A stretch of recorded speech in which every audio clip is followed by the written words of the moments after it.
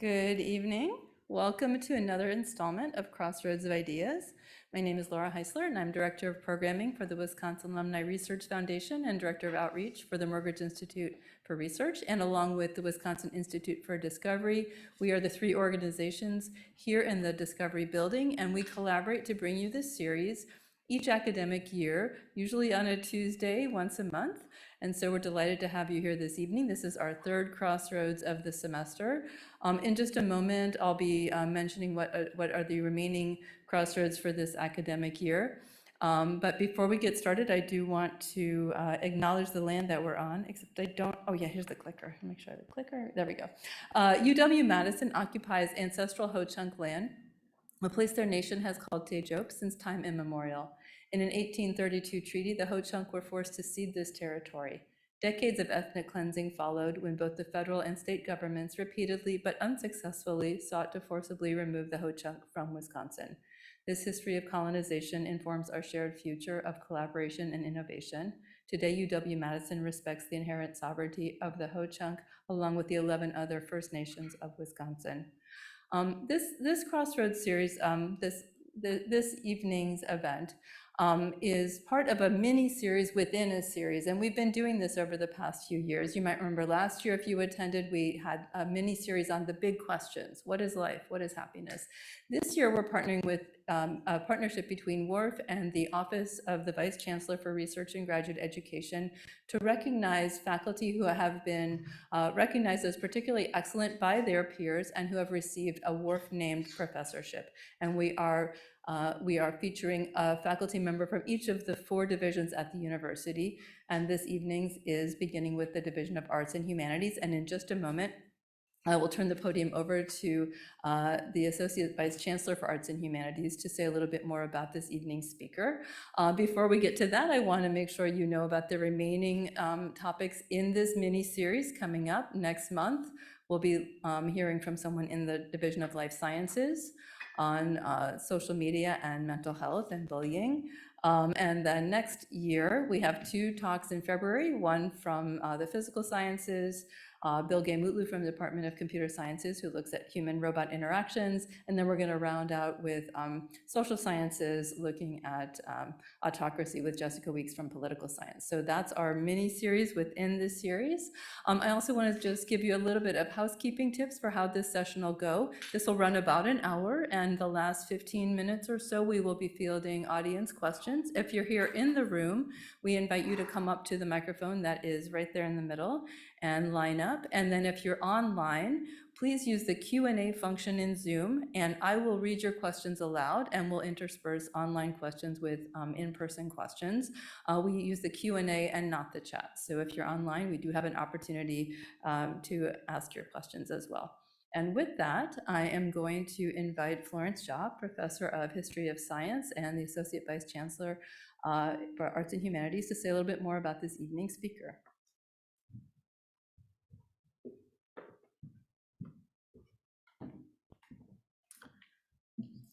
So it's really both an incredible pleasure and a privilege to have this opportunity to introduce Professor Quan Barry to you this evening as part of the Crossroads of Ideas series, which draws together campus and community to discuss topics of interest to both. Our speaker tonight kicks off, as you just heard, a 4-part mini-series, which highlights outstanding campus researchers who've been recognized for their contributions through WARF faculty awards. And I want to emphasize that these prestigious awards are made through a highly competitive selection process, which is run by the Office of the Vice Chancellor for Research and Graduate Education. And it is co-sponsoring this 4-part mini-series, and I do hope you'll look out for the other events that will highlight other fantastic researchers on campus. Professor Quan Barry has received several of the WARF faculty awards during her career at UW-Madison, culminating last spring with the so-called WARF name professorship, so-called because awardees can choose the name that attaches to that professorship. And I hope that as the Lorraine Hansberry Professor of English, Professor Quan Barry might take a minute to tell us a little bit about that choice of name. But first, let me say just a few words about Professor Quan Barry's distinguished career. Professor Quan Barry has roamed widely through genres and centuries and landscapes in her 4 books of poetry, her 3 novels, and just this past spring, her first play production, which was staged here at Forward Theater in Madison. She has consistently pushed herself to explore the wondrous, multitudinous worlds that people make within themselves, as well as the ones that they collectively convoke, from ancient Greeks and Buddhist monks to high school girls and high plains drifters, from Danvers in Massachusetts and medieval Mongolia to the Sea of Galilee in the American West. I know I speak for all of us in looking forward to the journey that she will lead us on this evening. So please help me welcome Professor Quan Barry.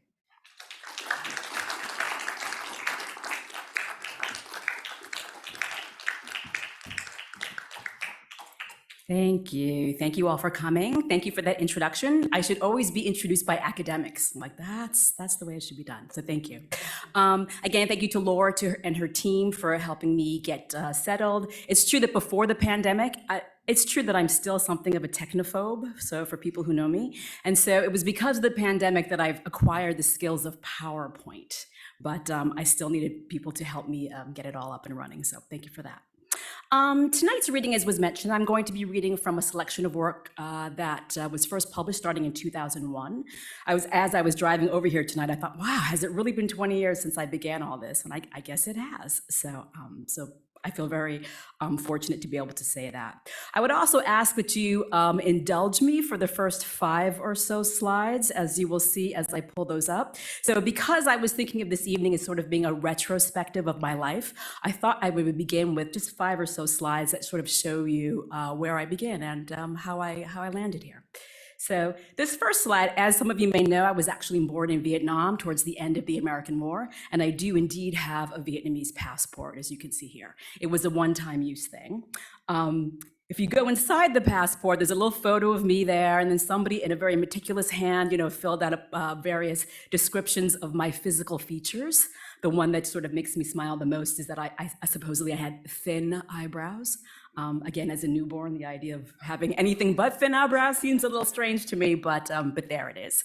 Having said that, so after having been in the United States for about 3 years, I became a naturalized citizen. These are actually my naturalized citizen papers when I was 3.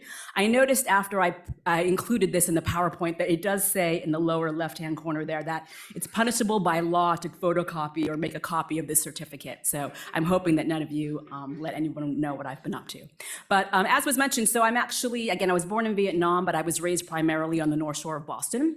Having said that, my mother is actually a native Wisconsinite. And so I spent many, many summers in Door County where my grandparents had retired. Both of my grandparents are actually buried on Washington Island. And so Washington Island is a very important place to me. My mother has an extensive file of all of our writings and drawings that we did as children. And so here, obviously, is the view from my grandparents' house in Door County. Again, they were right on the water there, so I sort of included this. Having said that, as I mentioned, I'll be reading works tonight, going back roughly 20 years. But I wanted to start with the very first poem that I consider to be a poem, and that is something that I wrote when I was actually 6 years old, which I will pull up here. So here we go. So I don't know if you can read it, but again, so I wrote this in 2nd grade. We had a unit in which we were doing nature poetry. And so this was my very first poem when I was roughly 6 or 7 years old. So it's untitled. I don't know what I was thinking, but I will read it for you. So here we go. Fire is red, fire is hot. Fire makes water boil in a pot. It basically gets it done. If I were to workshop this early poem, I would question the line breaks, particularly in that 3rd line. There should be a line break after fire makes water, line break, boil in a pot. But obviously I was not thinking about those things then, but yeah. Having said that, then I'd like to move on to my actual published work. My first book of poems came out in roughly 2001, and it was called Asylum. And this particular poem that I'm going to read, in many ways, I do consider it to be the very first poem that I ever wrote. I had been in workshops previously to this moment. I had taken 3 workshops as an undergraduate at the University of Virginia. I was studying for my MFA at the University of Michigan. I had had 1 semester of workshop under my belt, and in the 2nd semester, during my MFA program, this is a poem that I wrote in that workshop. In many ways, I consider it to be the first poem that I ever wrote because for whatever reason, it was the first poem that I wrote and something clicked and I understood like, oh, that's how you write a poem. Poets oftentimes talk about their breakthrough poems and we can never say like how or why that happens, but when it does, we oftentimes recognize it. So again, I do consider this to be my breakthrough poem. Basically, it chronicles an experience that I had in northern Thailand, in a region called Chiang Mai. Lunar eclipse, Chiang Mai. Nobody knew it was coming. Evening, we fell out of the river. The elephants took us with them because they had to. Some of us laughed. The boy with the bamboo crop said we were almost there. He smiled like a flower, pressed and red. In the village of the people with the necks long as glass, the children dancing for coins, we spent all night thinking of waterfalls, how summer's black razor opened our faces. Then we knew, like a soldier dying with a message, the blood spice, the smoke. We saw pages of darkness. The earth lay down like a child in the road. We spoke into our own mouths, and still they were shells of bones. High in the Thai hills, a people wipe the call from the eye of their only God. The how is a secret. The why brought our conversion. Fall on your knees, it's rising. Out of the forest with its trophy of hair.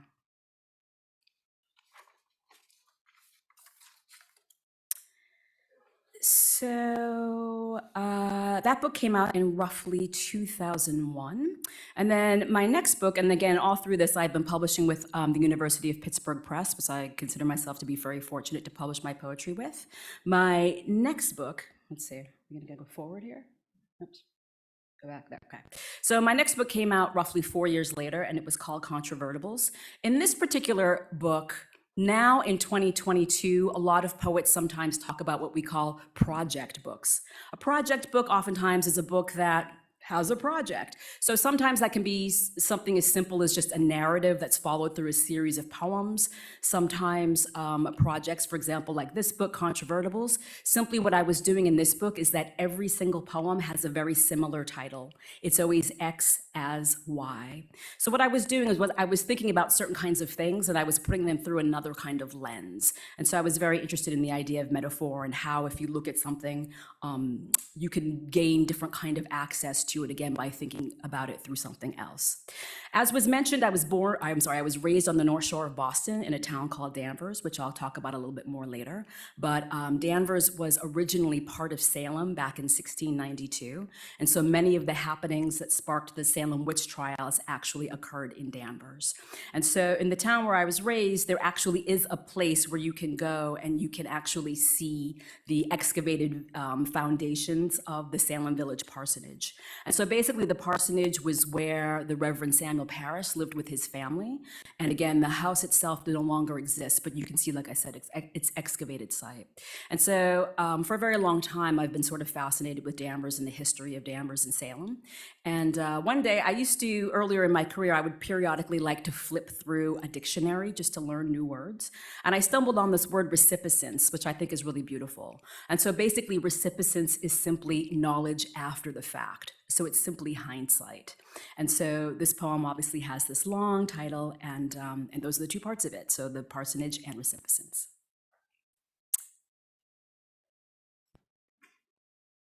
The excavated foundations of the Salem Village parsonage as recipiscence, like a mouth set in the frozen ground, and how our childhoods were informed by it, this innate sense of something missing.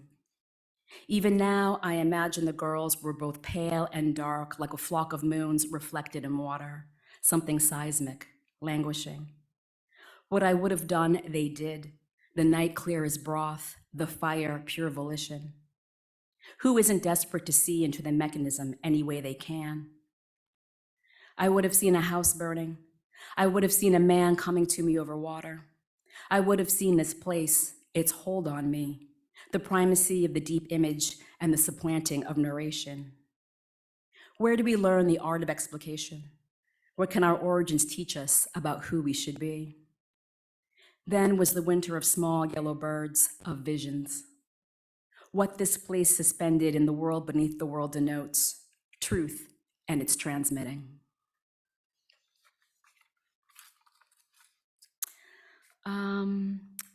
My next book came out, I enjoy talking about this book with my graduate students. Not that I like to talk about my own work with my graduate students, but I feel like it's an example of trust in yourself. So it's true that I was on sabbatical in roughly 2008, 2009, and I was actually living in France. The plan was I was gonna be in France, I was gonna work on my first novel, I was gonna learn French, it was gonna be great, I was gonna come back with all these new clothes, you know, it was a story.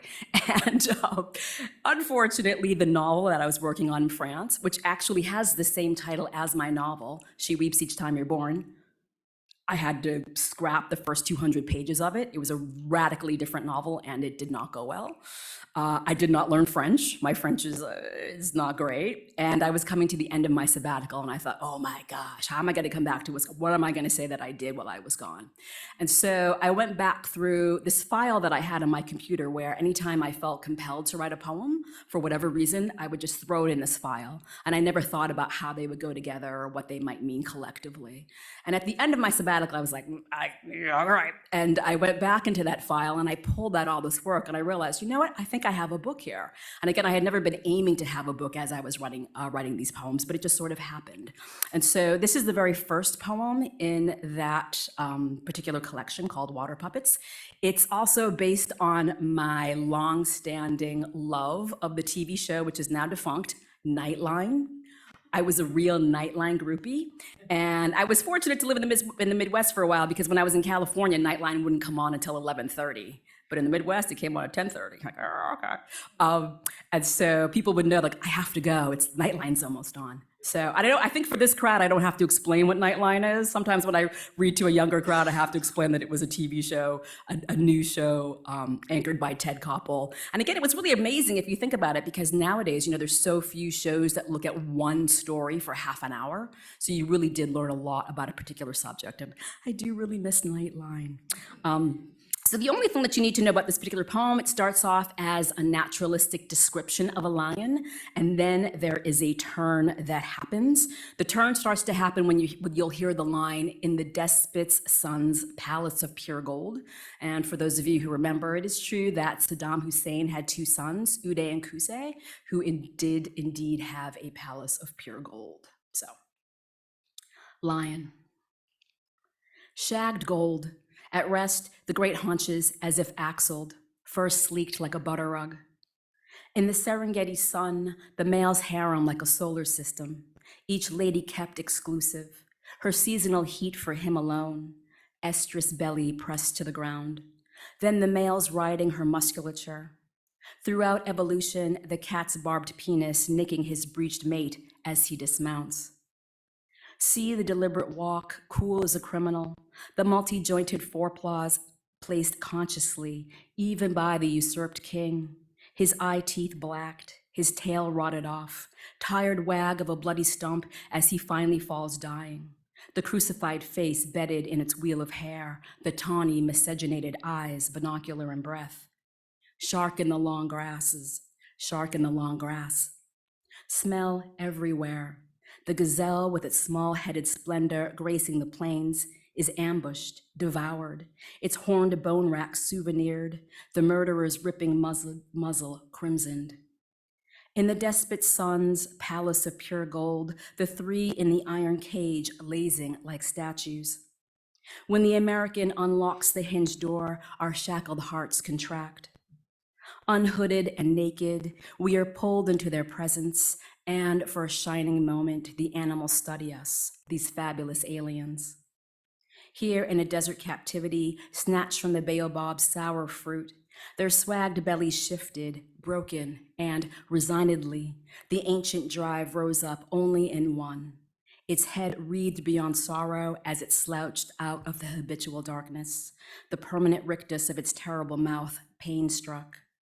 The thing came toward me with its ruined light, and I saw affliction in it. Dream of mastery, dream of being wholly consumed, freed. I am the lion, and the lion is me. Then the American pulls us out.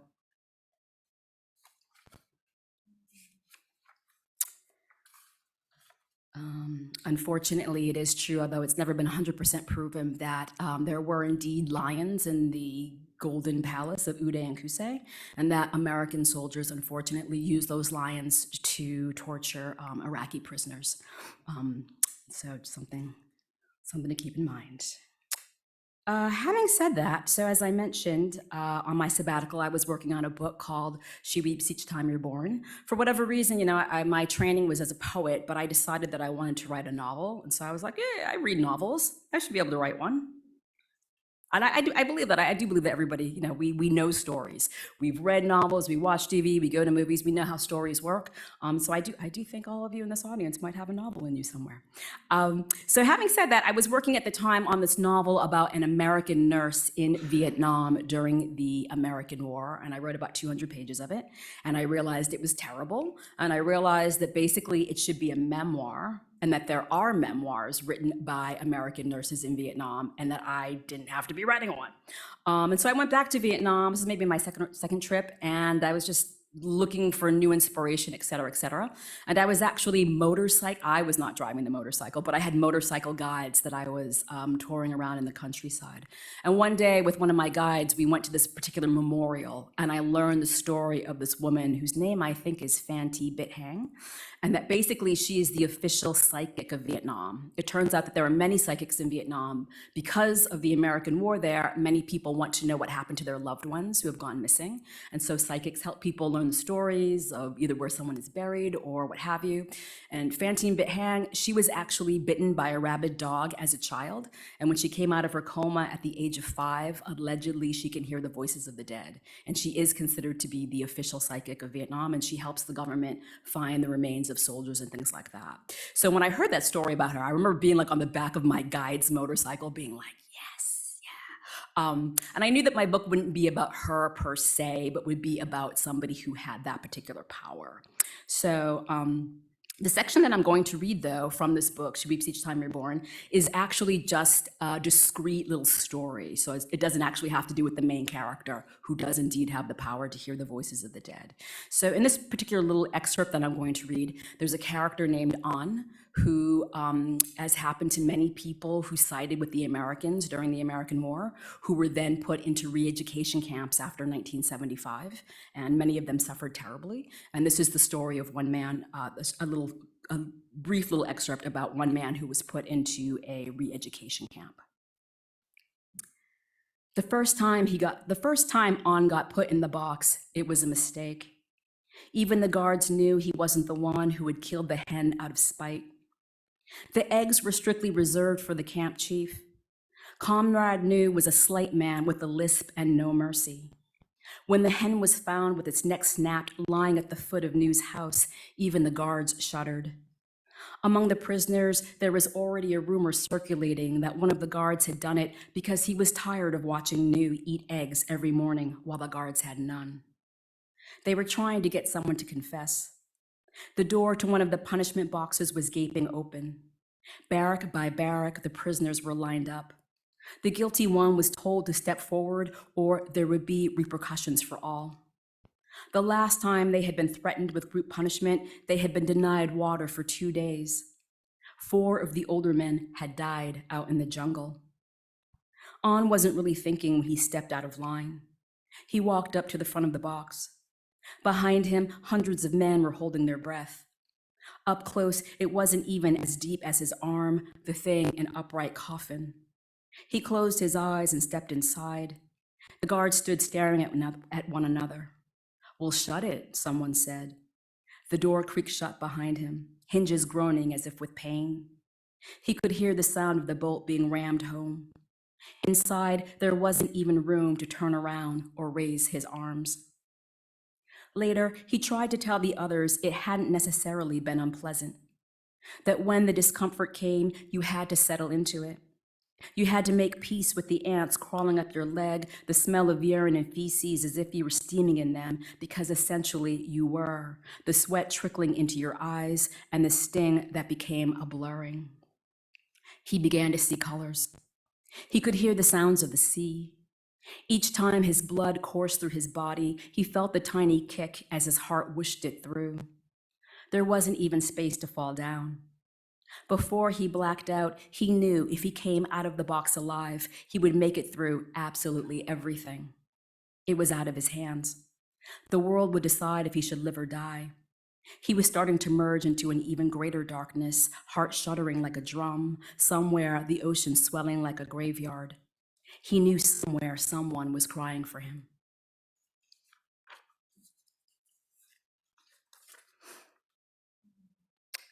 This is my fourth book of poetry, Loose Strife, came out roughly 2015. And it began as a collaboration between one of my besties, Michael Velikat, who is a professor in the art department. He actually created the artwork for the cover. So Michael is primarily a paper artist, but for this particular piece, he had sculpted these little figures and then made the paper altar or sacrifice that they're carrying.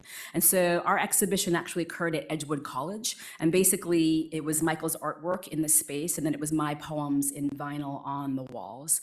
And as we were trying to pick a theme for what we wanted to do for our exhibition, we settled on the theme of loose strife. So loose strife, the actual plant, as many of you know, is an invasive species, which is taking over many parts of the United States. And the word for it actually comes from the Greek, lusomake, which literally means to loose strife, to loose chaos in the world. And so we were thinking about different kinds of chaos that have been with us forever. So there's economic chaos, environmental chaos, physical violence, things like that. And I actually wrote this poem first, and then afterward, the story happened in the news that I think really encapsulate what the poem's about. So some of you might remember many years ago that General David Petraeus had a bit of a scandal because it turned out that he was having an affair with his biographer, which I actually think is kind of genius, because if you want to make sure your biography says good things about you, the way to go about that is to have an affair with your biographer. But I actually won't mention her name because unfortunately for her, she has never been able to get her life back. David Petraeus, he was momentarily scandalized, but he obviously has gone on and he's in the news and things like that. But for her, it hasn't been the same kind of situation. And I will say that the reason why this even came to light was because at the time, it turned out that this woman who was his mistress had been jealous of another woman that she thought he was having an affair with. And at that time, this woman A had sent the woman who she thought was her rival, she sent her it was some crazy number. I think it was close to 30,000 emails, over the course of a few months. And which in some ways really does sound crazy, but in another way, it's maybe, I wouldn't, I know I have that part of me somewhere. So I think of this as being the poem, again, and thinking about various kinds of chaos that we loose in the world, emotional chaos, right? Love being the ultimate example of that. Loose strife. I will not say its name, the way it ruined me. The body halved, a kind of mitosis. Suddenly, everything on the cellular level as if sentient. The potatoes growing eyes in the dark under the sink. The way Lysimachus, for whom the invasive is named, walked and walked through the terrible burning, the emotion openly disfiguring his face. The way a lover will sometimes turn directly toward the beloved in that other language, the thing shuddering under the skin until it floats up into the light with all the colors of ephemera and bursts. There was a maze.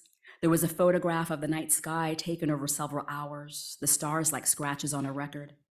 As far as I know, there is no unified theory as to why it exists, except the theory of the animal, the theory of glands and secretions.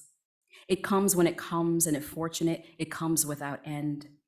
The lesser vertebrates rub themselves in its musk, coat themselves in its glory. It ruined me, and I let it, hands held above my head as if under arrest.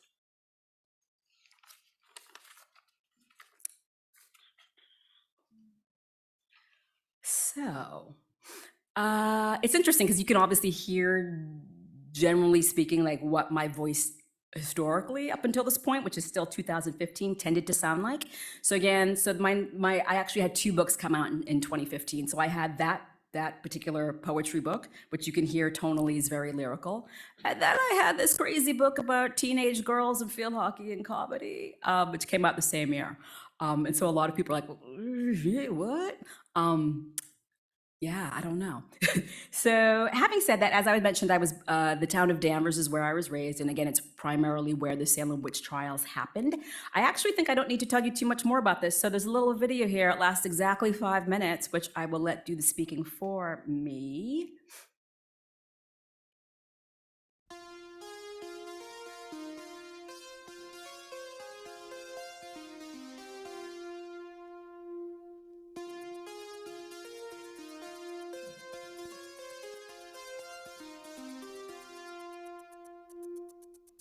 Hi, I'm Amy Quan Barry.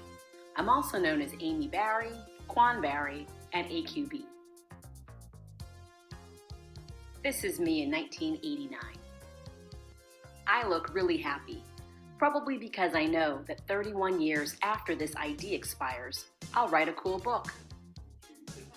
This is what my book looked like back in July when my publisher sent me their first cover idea. My friend Judy Mitchell said this cover is triggering. So my publisher sent me a new cover. My friend Judy Mitchell then said this cover looks like the invitation to some kid's Halloween party. Personally, I can't tell if those are lightning bolts or stink lines. Happily, this is what my book looks like now.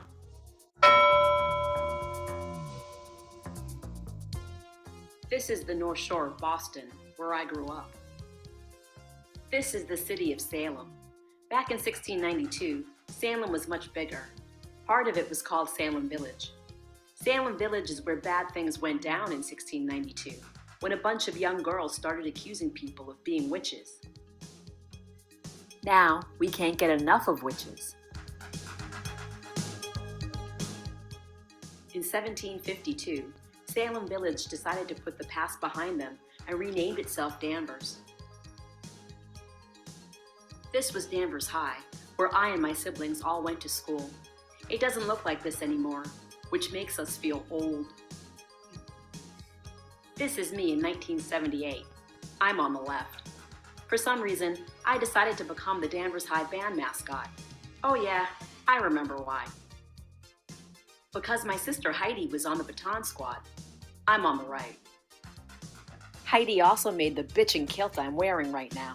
She has a shop on Etsy called Toolbox Design Store, all one word.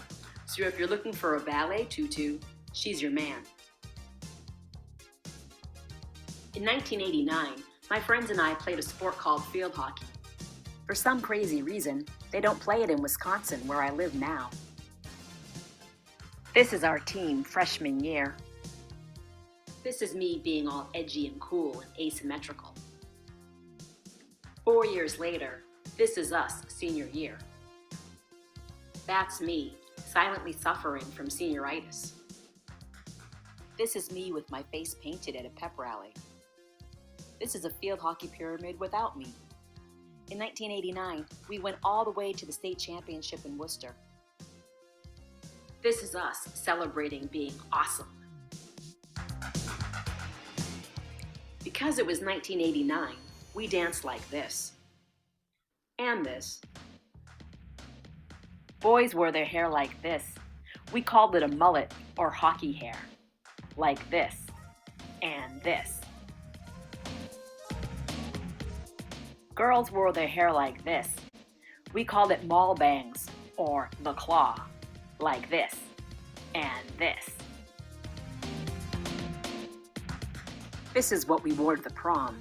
And by we, I mean me. This is also what we wore to the prom.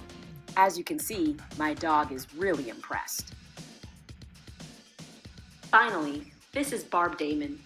Barb was our coach in 1989, the year we made it to the state championship. Barb passed away last year at the age of 82. She's the only person in my novel on whom a character is based, the character of Coach Butler. In conclusion, We Ride Upon Sticks is set in Danvers in 1989 as the high school field hockey team battles their way towards the state championship in Worcester, with a little help from this guy.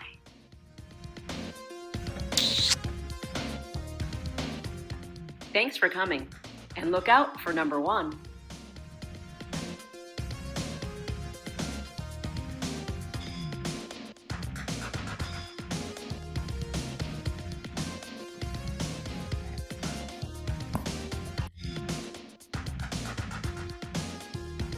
It'll end in like just a second. I'm just afraid to press the button.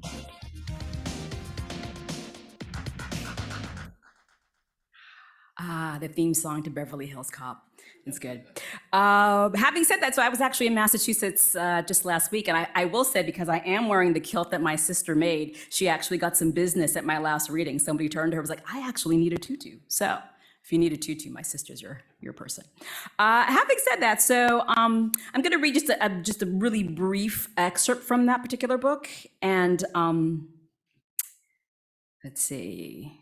So most years when I played field hockey, we would always begin the season with a pep rally. And so, at the pep rally, there's a big hoop, everybody runs through it. It's almost always the football team goes first and everybody else gets second dibs, all that kind of fun stuff. But as you'll see, that what happens in this particular pep rally scenario goes a little bit differently. And I should say too, although there are some younger people in the audience, at the very end, you'll hear a reference to the Budweiser theme song. So for those of you who are too young to remember, but again, Budweiser had this theme.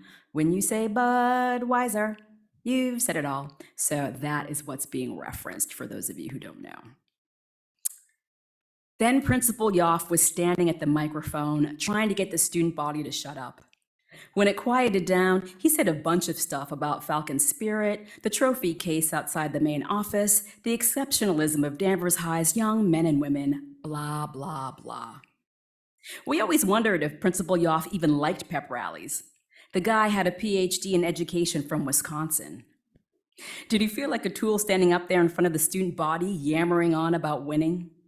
We felt embarrassed for him when he concluded his speech with his fist in the air and a weak noise that we gathered from context was supposed to be some sort of rebel yell. From there, the rally was pretty unremarkable until the hoop appeared. Karen Burrows and the cheerleaders had just gotten it positioned in place, a big blue falcon painted right in the middle of it, when Jen Fiorenza turned to us and screamed, "Field, field, field. Hockey, hockey, hockey," we yelled. And before any of us knew what was happening, we were charging the hoop, a herd of water buffalo stampeding on the African plain, Principal Yoff a casualty of our herd mentality, the guy buffeted every which way as we roared past. Jen was the first through, her claw a rhino horn, the paper tearing, each of us as if we were being born again, only to reemerge in a whole new world, all 11 of us pouring through. Abby Putnam, a ray of light, girl Corey, a woman scorned, Mel Boucher with the dark mark on her neck, boy Corey hoping nobody was looking at him, Becca Bajelica wondering why she hadn't worn a third sports bra, Sue Yoon with her hair dyed Kool-Aid and Crediberry, A.J. Johnson wondering who among us really had her back, Heather Houston following blindly without her glasses, Julie Kaling like a monarch butterfly on its way to Mexico, little Smitty gnashing madly at the paper with her teeth, be aggressive, be aggressive. The other fall sports falling in line behind us, football bringing up the rear, the marching band blowing their brains out, the cheerleaders screaming along to the Budweiser theme. When you say DHS, you've said it all. So yes. Yeah, I was afraid that it would take me to, I didn't want to get there too quickly, but thank you. So is it on Monty Python where they have some kind of transition where they say now for something completely, how did they say it? I don't know. Now for something completely, so yes, that. My third book came out this year, again, another novel called When I'm Gone, Look for the Meaning East. And basically in this book, we follow a group of Buddhist monks in Mongolia who are tasked with going out into the vast Mongolian countryside to find a reincarnation. So again, it's a bit of a leap from girls feel hockey to Mongolia. But just to tell you a little bit about Mongolia before I read an excerpt from it. So it's a country that's roughly the size of Texas. It was once the center of the world. And so, for example, some of you may know that Genghis Khan actually began construction on a capital called Karakorum, which he didn't leave to see the completion of it. But it was basically a place where Marco Polo and many people of that time came to, as it was the center of the world. And all that remains of that particular place is this one turtle. So when you're in Mongolia and you actually go, all you can see of the site that was once again the center of the world is this one turtle, which I kind of find fascinating. Having said that, other facts about Mongolia, it's a country with a population of roughly about 3 to 4 million, and they have a horse to human ratio of roughly 1 to 1. If you knock on someone's door and ask for shelter for the night, generally speaking, they will grant it to you. They will also feed you. If you're Mongolian, they will do that for free. If you're not, usually you pay maybe $2 American or something like that. And again, it's because the countryside is so vast, there are no hotels. And so they have a true tradition of hospitality. So if you're traveling, you really don't have any other options except for going to someone's home. And usually having travelers and welcoming them into your home is a time it's exciting for you because again, it's few and far in between as far as visits from your neighbors and things like that. Something else that I would say about Mongolia is that basically everybody can sing. And I spent many lovely nights sitting around campfires singing with folks, though unfortunately they would want me to sing as well. And the song that they would request over and over and over was the national anthem. Right, so they would sing your national anthem. I'd be like, oh my God, you know what I mean? It's like the worst, it's like the hardest song. It was terrible, but they were very polite about it. So yes, I spent many nights singing the national anthem. Having said that, so on one particular trip I was out in Mongolia, there was a college student who was one of the horsemen who was helping us move camp and go from place to place. And I asked him one night if I could record him singing. And so this is him singing. Авраг хүчит бөхчүүдийн түүхэн домогмөн хорсон Aldırtı harvaçin ohendu sansagdısam. So yes, so very beautiful. I'm basically just going to read the very first page from my novel. As you'll see, I'm going to actually go through a bunch of slides as I'm reading. And just so you know, usually, I actually didn't take this picture. Usually when I take photos, I don't take photographs of actual people. Somebody that I was traveling with sent me a bunch of photographs afterwards that did have people's faces in them. And so I try, obviously, to respect people's privacy since they weren't asked, do you want to be in a slideshow in Madison, Wisconsin? And so that's why there are stars over people's faces when there are people in the photographs, most of which I did take. So again, this is the very first opening from my novel, When I'm Gone, Look for Me in the East. Listen without distraction. Outside the post office in Boer-Ert, a handful of men clump around a pool table, its felt top sun-ravaged and mangy. The men's faces are weathered from living in a world without trees. When I step outside, they stare, each man a finger and a fist, and the one slumped in the ratty camping chair at the head of the table is the thumb. I glance at the digital watch the Rinpoche hands me last night, its plastic band already cracked, the thing used. I know it is a necessity, that I must have it for the places I am to journey to in my search that must not fail. Nevertheless, I feel like one of the wild horses foreign researchers shoot down with arrow guns, the animal succumbing so that the researcher can fix the radio collar around its neck, the collar eventually becoming a part of the body. After just a few hours in the July light, the skin around my wrist is already somewhat paler than the rest of me, though, like the planets and the summer sun, nothing is permanent. It is 10 in the morning. The main road through Boer-Ert periodically billows with dust as a breeze blows through town. The men stare at me and then look away. Someone spits in the dirt. Hidden in the folds of my robe, there is a bag filled with more tukruk that they can earn in 6 months or even a year if the winter is harsh. Normally, they would be out on the grasslands, out watching their flocks or herding them in for one of the 2 daily milkings. But today they drive the many kilometers into Boer-Ert on their motorbikes to bring their wives in to do the shopping. The men huddle idly around the table, as men often do as they wait for women. Men with time on their hands, looking to establish their status among their kind. I step out of the post office and their faces fall. I am not what they want. I am a novice at the Yatu Jingol Monastery, a monk who lives in the shadow of the sleeping volcano. As it is mid-morning, the mail truck I am to ride to Ulaanbaatar on the first stage of my journey is not scheduled to arrive for hours. 2,500 years ago, Gautama Buddha says you only lose that which you cling to. Silently, I approach the table and nod. Brother, booms the one enthroned in the camping chair. He is sitting with his legs spread wide, a toothpick in his fingers as he works at his teeth. Something in the lackadaisical arrangement of his limbs reminds me of Mun. Mun's long black hair often loose like a horse's mane. I only play for money, the man says. A good policy, I say. I lay 2,000 tukruk on the table. 10 minutes later, I can tell the others do not know who to root for. The one who sits outside the post office each day looking to deprive the local herdsmen of their money, or me, a young monk from Yatu Gol in his simple red robe. My body wavers like flame in the summer heat. On the faded table, the balls roll and crack like stars.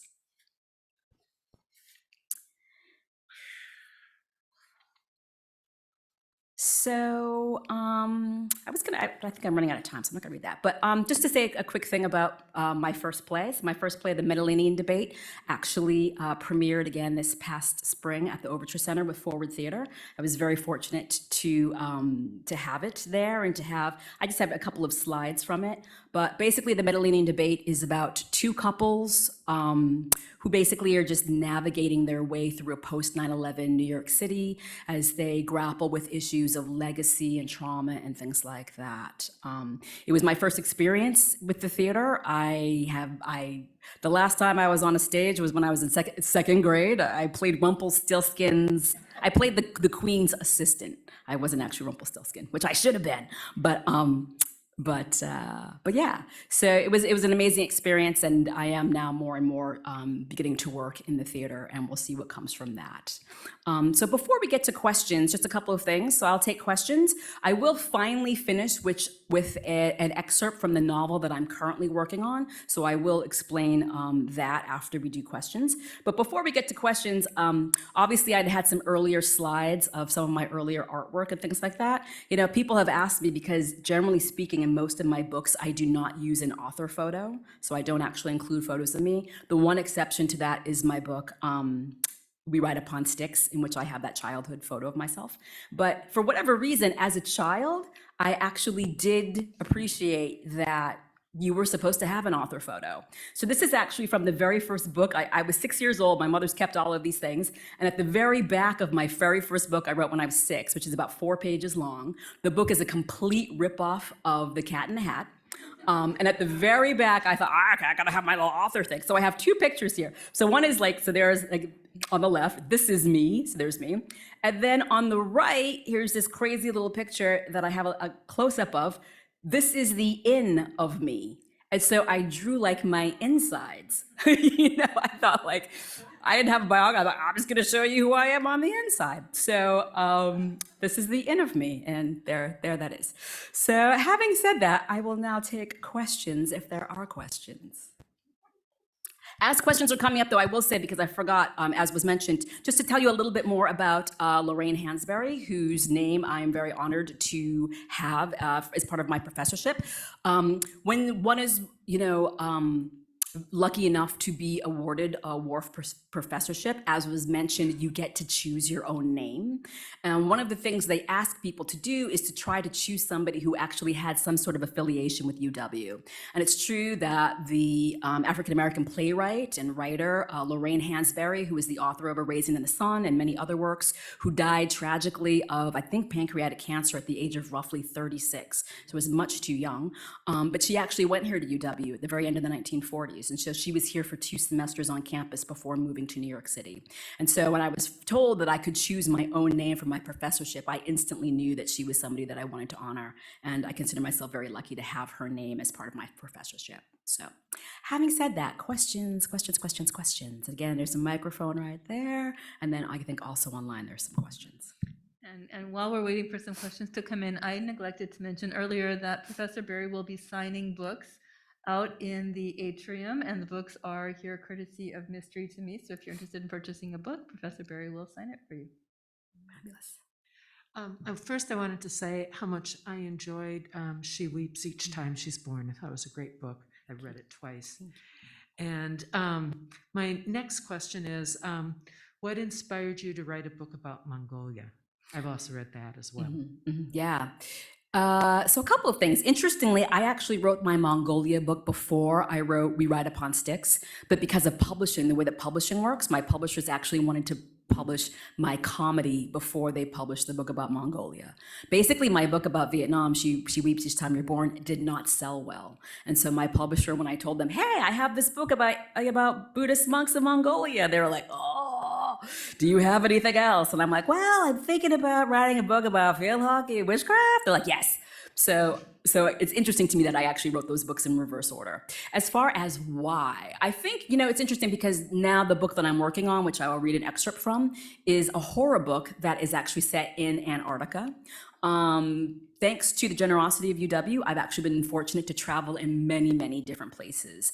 And when I go somewhere, I'm never sure how it's going to pop up in my writing. So for example, I was in Mongolia in 2008, and it wasn't until 2013 that I finally came up with an idea for how to use that particular landscape.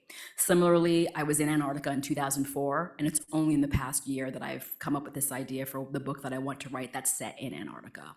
And so basically, end of story, I'd been in, again, Mongolia in 2008. And then some years later, I heard this amazing story that the Dalai Lama at the time, because he's afraid that the Chinese will politicize the naming of a new Dalai Lama after he dies, he said at the time that he was thinking of taking the unprecedented step of reincarnating while he's still alive. and so that he can control who will be the new Dalai Lama. He doesn't say that anymore, but he did. And when I first heard that story, my head just sort of exploded, and I began to go down a rabbit hole about reincarnations in general, and I became really fascinated with it.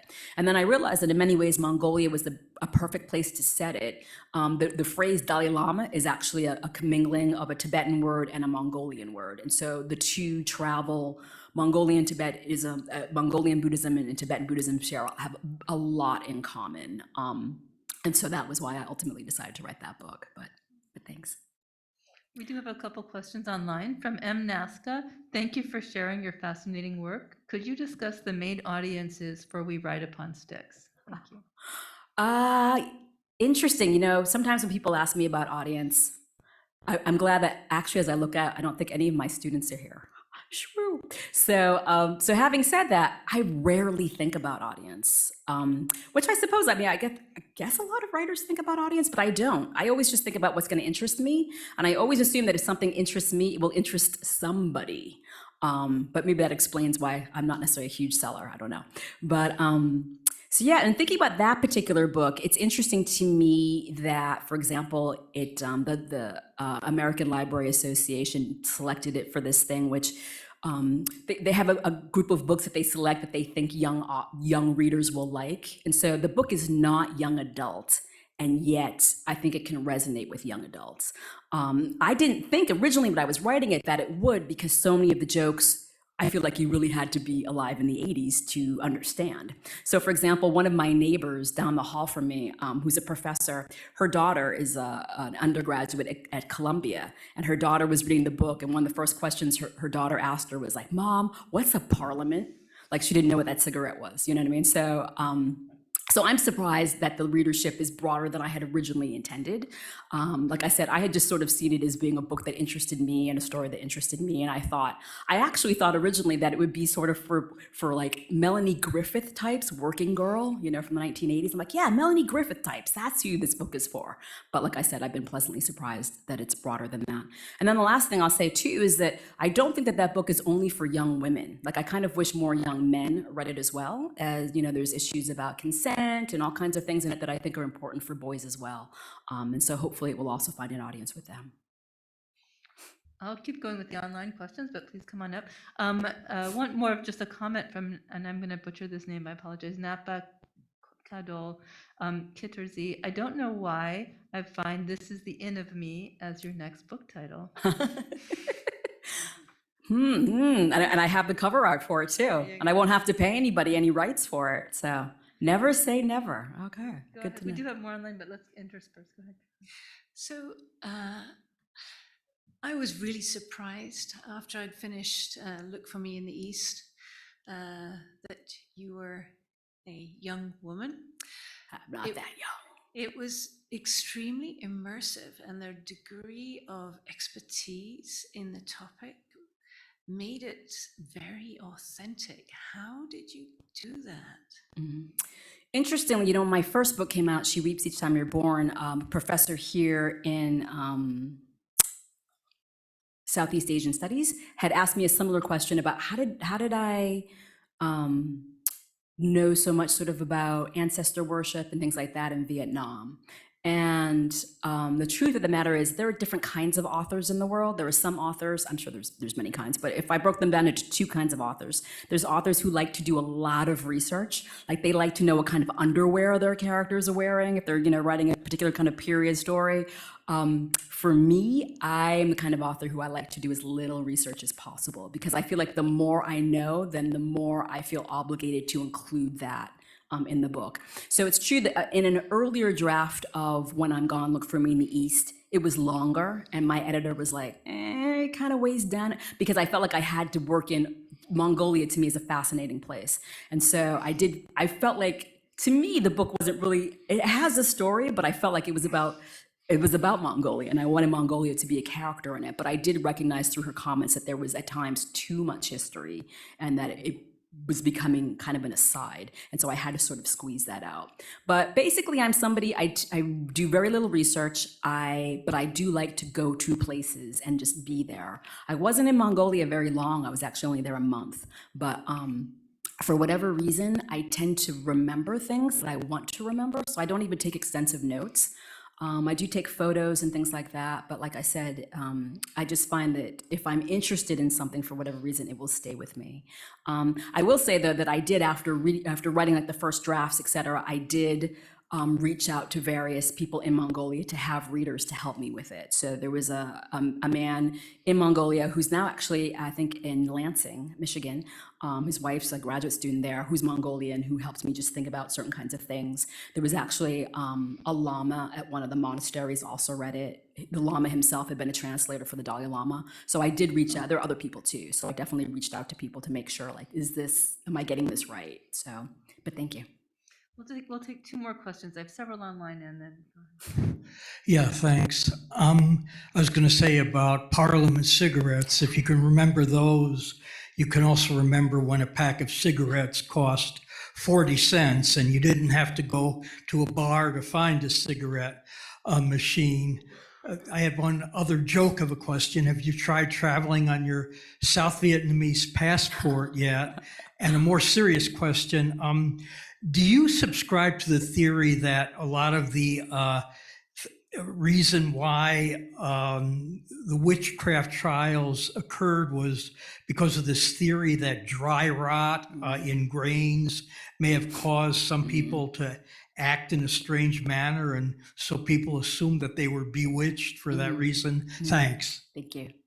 So unfortunately, my Vietnamese passport was a one-time use thing, so I have not traveled on it. But if the American passport in the future becomes worthless for various reasons, maybe I'll see if I can, renew it. Having said that, I'm familiar with the rye theory. There's so many different theories, and they're all so fascinating. There's economic theories that basically the accusers, there's a theory where you can actually see the road and the geography of where people lived, and that it seemed that people who were accusing people that maybe there was land, that people wanted to push people out because they wanted their land. That's part of it. People have said things about the rye. I think it's a little bit of everything, although I do think the rye is probably, for me, one of the lesser reasons that I attribute to what happened. I do think there's something, and that's one of the reasons why I've been thinking about the story of teen girls in Massachusetts for a long time. I think there's something about agency and having all these young women who did not have much more to look forward to, some of whom were indentured servants. They would either have to get married and have children or what have you. And so, for a very brief time, for almost like 9 months or maybe a little bit more than a year, these women were the most powerful people in the Massachusetts Bay Colony. I think there's something about, was it power corrupts, and absolute power corrupts absolutely. I think there's a way in which people listened to them. They were like mini rock stars. And so in many ways, when I was writing We Ride Upon Sticks, I was sort of thinking about this field hockey team sort of having a bit of that themselves, coming into their own power and realizing what was possible for them as a group. So, but thank you. Okay, this last question that we can take is from Mike Fisher, and it's seeming complicated to me, so hopefully it'll make sense to you. I know Mike, so I'm like, Okay, great. When I'm Gone nears its conclusion, expressing a suspicion of what's referred to as grand narrative, true to what feels like a through line in your work, involving a distrust of how language and narrative constrict freedom. How does one square this with the narrative drive in your consistently compelling stories? Okay. The first part has to do with grand narrative. So can you say that first part one more time? I feel like I'm in the script spelling bee. I'm like, can you use that? Can you use that word in a sentence? Yes. When I'm Gone nears its conclusion, expressing a suspicion of what's referred to as grand narrative, true to what feels like a through line in your work, involving a distrust of how language and narrative constrict freedom. How does one square this with the narrative drive in your consistently compelling stories? I think, it's interesting because When I'm Gone, Look for Me in the East, in the very beginning and then at the end, there is a questioning of narrative in general and of the individual story. And so in that particular book, it's very much seen through the theme and the lens of Buddhism, right? And so it's the whole idea that we have certain stories that we adhere to and that we believe about ourselves and that we're invested in and all those kinds of fun things. And it's true that I'm not interested in that so much, the idea of the individual story. I'm very much interested in what happens when we let go of that individual story, and then what kind of collective stories we build instead, or other kinds of ways that we ground ourselves and build our lives. And so I think in some ways I'm interested in a kind of storytelling, right? It's just not necessarily individualistic in a certain kind of way. And so I think that would be how I sort of square those two things. But thanks. Thank you. Having said that, then I will finish with just reading. I'm like, do I have a slide for this? I can't remember. Yes. So this is my novel in progress, which is tentatively titled My God is Godly. And basically what happens in My God is Godly is, as I mentioned, it's a horror book, which means I've been reading a lot of Stephen King, which I think Stephen King is an amazing writer. And I've actually been reading a lot of horror books. And for the ones that I've read, I have to say he is easily like the scariest. A lot of people who write horror books write books that are just sort of like, they're graphic in certain kinds of ways, or they're very violent, but his are actually, they can be graphic and violent, but there's also like a lot of psychological fear in them. And a lot of the books that I've read do not have that. And so we'll see if I can emulate that. I don't know, it's a tall order. So I'm definitely in the trenches right now. But basically what happens is a group of tourists get stranded in Antarctica, and the main character, who you'll hear just mentioned once in this excerpt, is named Stryker. She's an African-American woman who's a tourist. Again, her name is Stryker. Her real name is Ostriker, her last name, but her nickname is Stryker. And basically this group of tourists have gone kayaking, and something goes terribly wrong, and they basically get stranded in Antarctica. And when I was thinking about writing this book, and I thought, okay, so it's a Black tourist who gets stuck in Antarctica with a group of white tourists, like I instantly knew that it would be a horror book. I'm like, oh yeah, that's horror.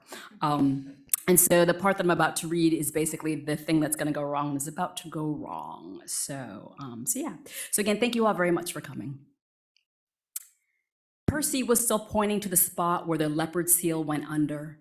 The Adelie grasped in the seal's ripping teeth, the kind of teeth you don't expect to see on an animal with the word seal in its name. A seal is supposed to be cheerful and fun, a red and white striped ball balanced on the end of its perky black nose. But this is pure, uncut nature, baby, the world unvarnished, bladed. Percy is telling them how you don't see this every day up close and personal. A leopard seal breaking its prey's back by savaging it on the water, the way a dog will sometimes get hold of a rope and smack it from side to side on the ground as if beating the thing to death. The Adelie penguin simply a chew toy. Then someone's kayak flies up and smashes Percy in the back of the head. Yes, that Percy, our Percy, indestructible Percy, golden Percy, who crewed for New Zealand in the last Olympics. Percy of the broad chest and muscled neck. Percy who was telling us for just this once to put down our goddamn phones and really look, to have a true and direct experience of the thing. Please, mates, this is Gaga. For a moment, the front of his face reiterating about the leopard seal being the area's #1 predator, obviously excluding orca. And then suddenly something in his eyes registers as wrong, his skull caving in, letting the light in, the whole world as if tossed in a blender. And Stryker doesn't really remember the rest, won't remember the rest, even though she is a being who loves turbulence, the feel of your stomach suddenly flipping, Stryker going so far as to seek it out, the sensation of being unmoored, centerless. Yes, even after the rest is over and she finds herself on the other side of this, even then, she might still refuse to acknowledge it, because even with your eyes closed, the worst can and still does get in, as good God the blood, but mostly the howling. Thank you. Thank you so much. And then Professor Barry will be signing books out in the atrium.